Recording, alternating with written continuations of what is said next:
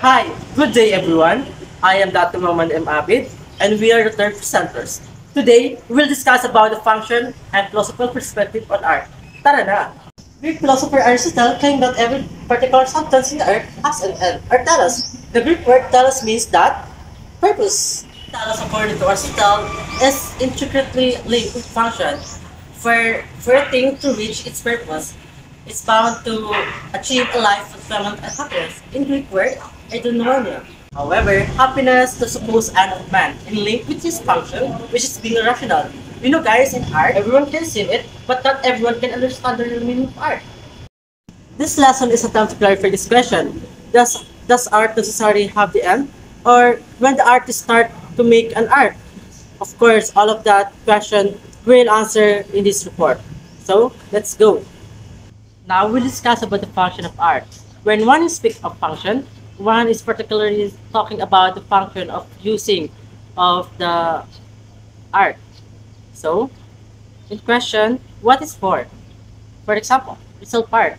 Why is result part is very sentimental? This is a sentimental value, aesthetic value, and why it is called luneta or bagumbayan? Because it's string question, it's required to get hoping to get the the function or the pieces in the result part. Of course, result part is very a value to us or important because it remind us to being a bayani of Rizal. Of course, it is remind us of being a kabataan is ng pag-asa ng bayan. When it comes to function, there is a different form of art. There is no one-to-one correspondence between art and function. For example, the architecture. Architecture is a lot of applied art and the different pieces that is applied in the architecture. Talk about the personal function of art. The personal function of art is are varied or highly subjective. This means that its function depends on the person, the artist, or who created the art. Of course, as an artist, you need to communicate an idea with your work, with your audience. It can also be more entertainment. And as an artist, you need to, or you may not be intended to mean anything with your words. Now, social function of art. Art is considered have a social function. It addresses the particular collective interests of the person. Of course, the political art. It's a very common example. Um, Art is convey a message of the protest. Physical function of art. A physical function of art can be found in our artwork that is crafted in order to serve a physical purpose. A Japanese rock wall that serve as a physical purpose or physical function. In a tea ceremony is an example. Hi, I'm Faranais Abdullah. I'm discuss to you about of the other function of art. So, the music as an art is also interesting to talk about the relation to function. Music was used to dance and religion. So, unlike today, when one can just listen to music for the sake of music sake. So, the music relationship to function has evolved over time.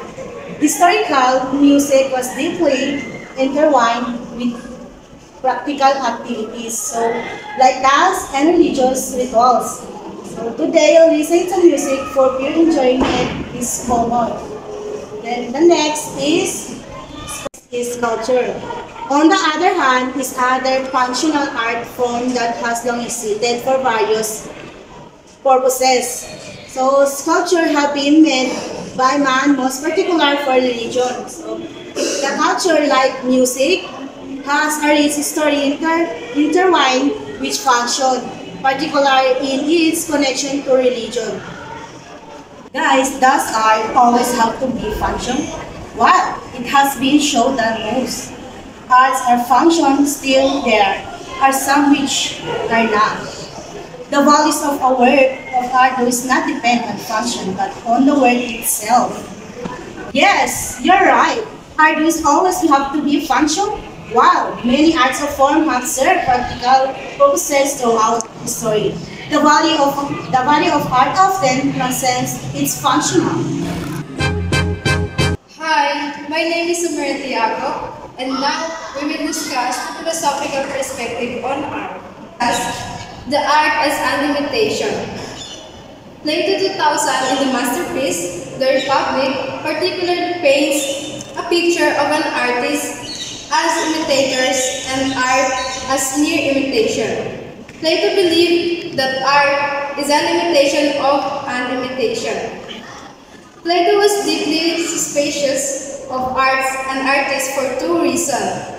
They appeal to the emotion rather than to rational faculty of men, and they imitate rather than lead one to reality. So why Plato was deeply suspicious of arts and artists? Primarily because he believed art was merely an imitation of reality, a copy of copy, based on his theory forms, and secondly, because he feared its ability to appeal to emotion rather than reason. Art as a representative. Aristotle and Plato, most important student in philosophy, agreed with their teacher that art is a form of imitation. In the Aristotelian worldview, art serves two particular purposes. First, art allows for the experience of pleasure. Secondly, art also has an ability to be instructive and teach its audience things about life. Art has a disinterested judgment. In the third critique that Immanuel Kant wrote, The Critique of Judgment, Kant considered the judgment of beauty, the cornerstone of art, as something that can universally inspire its subjectively. And he also considered the judgment of beauty to be the foundation of art. Art was a communication of emotions. The author of War and Peace and Anna Karenina, Leo Tolstoy, provide another perspective on what art is. In his book, What Art Is, 2016, art can express our feelings and emotions through the color and how you paint it. And art can be the way of communication to express our unsaid thoughts. Once again, I am Dr. Muhammad Emabit, And I am Farhanay Sabdullah. And I am Samuel Tiago, and we are the third presenters. Thank you for watching and listening.